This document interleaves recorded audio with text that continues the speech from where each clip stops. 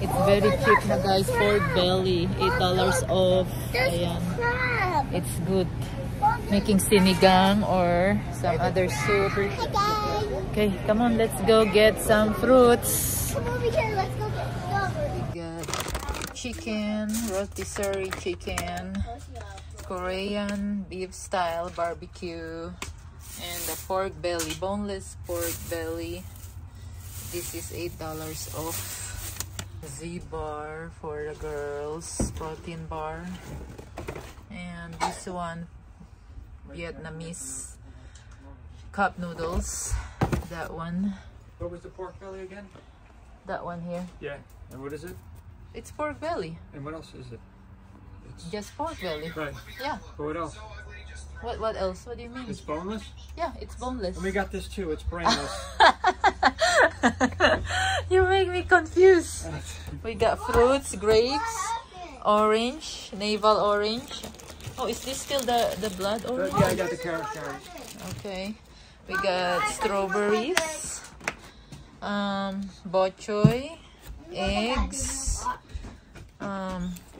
mango juice, Hey, whose wrist thing is that? fruit and vegetables, organic something for the girls, and oats, cereal oats for the girls also. And we got French roast ground whole bean coffee. And this one, the salsa. This is good, guys. We love this one. Mateo's gourmet salsa. We got a French bread. The rest are outside already in the freezer. The rest of the stuff. So these are all we got. Grocery, guys. Oh, we got rice also. They only have 25 pounds. They don't have 50 pounds. I wonder why the Costco don't sell 50 pounds bag of rice. Okay. Now we're going to put this away, guys. We're gonna try to make some space for all the stuff. Yan. Ito mahirap pagka limited lang yung space, guys. So, kasi nasa RV kami. That's there, the faux. Oh, there's room over there by Patty where she sits down. Yeah. Well, I can take that noodles. I can put down here. Put some noodles down. Yeah. Because that's only how many cups? 6 or 9? That's a 9 bowls. It's only 9. Yeah, 9. How much do we have now? Well, I can fit it in. Ayan. Ooh. Ayan, there's another noodles pa here. Okay. Just put it down here. There you go. Trying to fit, guys, all the noodles. Ayan guys, dito sa RV. Okay naman yung space, pero kung if you buy something bulky, ganyan, kailangan i-fit lahat. Ayan.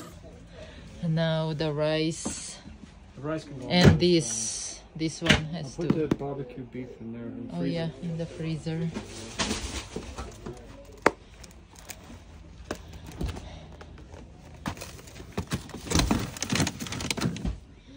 There. This is the RV fridge and freezer, guys. Oh, we bought this one also. Pastries. Danish filled cream cheese Danish and apple Danish. Pat, get up please so Daddy can put there the rice. Patricia. So that's our dinette. There's a storage under it.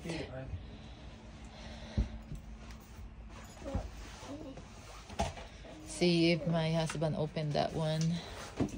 There is a storage under it. Oh my goodness, we still have noodles there. And my flowers.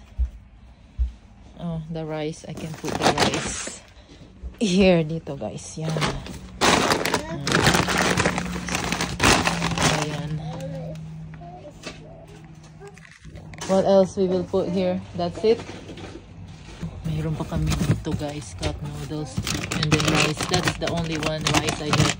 Because hindi pa ako nakapunta ng Las Vegas para mag-grocery guys. Kaya bumili na naman na kami ng extra sa Costco ng rice. Gonna cut this pork belly. Maybe 3. Tatlong hiwa. 1, 2, 3. Yan. Can you hand me the butcher yun? This one. Try to fit everything here. Yan, butchoy. I'm gonna cut the fruits. Just leave the fruits out for the girls. This one, he's gonna put this in a Ziploc bag. So this is what he's doing.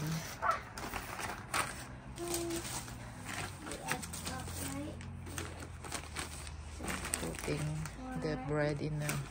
I think you still have that outside, right? Or here, there's two. That's the ones I brought okay. from outside. So these have to go outside.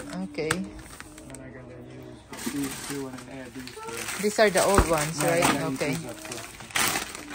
Because we have 2 freezer, guys. One is outside, so first in, first out. We're good. One or apple juice? Ah, no, that's a mango juice. I'm gonna cut up fruits for you. Okay, now my turn. I'm gonna cut fruits first for the girls. Let's try this one. I broke it. Shake, shake, shake. Daddy, that's why I can fix it. Let's try the mango juice. Daddy, look, I can fix it, but I don't care. Okay, thanks. I'm in here. Is it here already? Mm. 3, Sarap. 2, 1, look. Sarap, guys. So, cut tayo, guys, ng mga fruits. Little of everything. Because we ate dinner already in Costco, guys. Nagpizza kami at saka chicken bake. So, ngayon, gusto nila magkain ng fruits. So, mag-cut muna ako ng fruits. I just want something to eat. If you do, I Say will. hi, guys! I do. So, mayroon kaming grapes, strawberries. Ang ganda ng strawberries, guys. Si George ang pumili nito, yung asawa ko. Malalaki siya, guys. Walang red grapes, kaya green grapes ang kinuha namin. At saka itong oranges. Look, guys, oh. Tingnan nyo, ang lalaki. Ang ganda. Hello, oh. Grabe. Ito pa ang lalaki. Hala. Namamanga ako sa mga ganito kalaki, guys. Oh, na strawberry. Ayan natin, guys. Harap. On the side, right? On the side, yeah. Tamis. So, hindi na ako kumuha doon ng video, guys, habang namimili kami kasi magulo. Maraming tao. Kaya, dito na lang pagdating ng bahay. Your fruits is ready. Yan. Kay Ariana to, guys.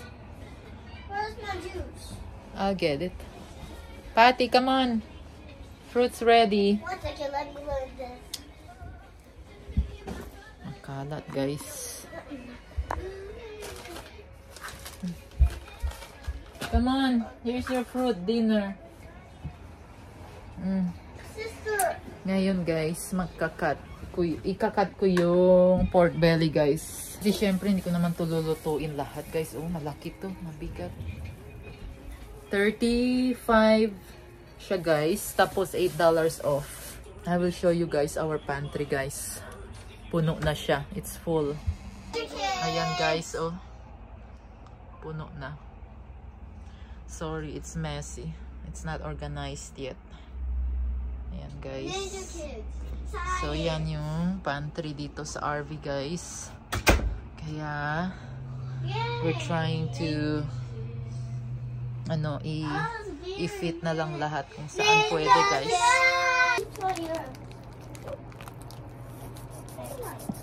So, it's already cut.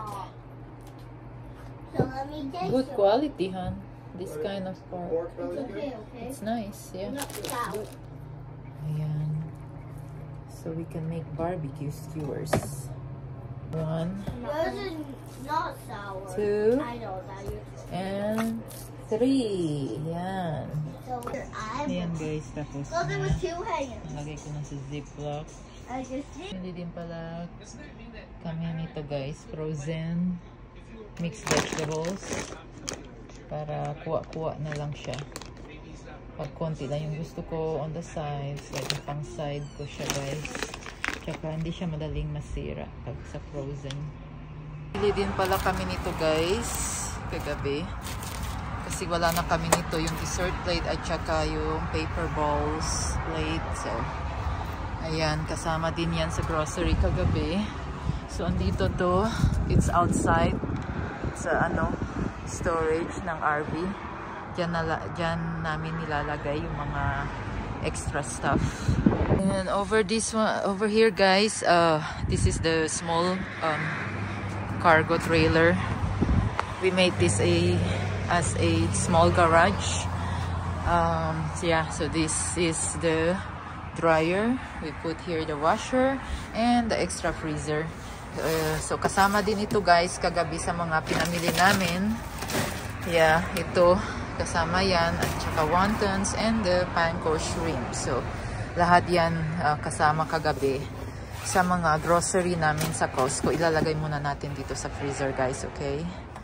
Ayan guys.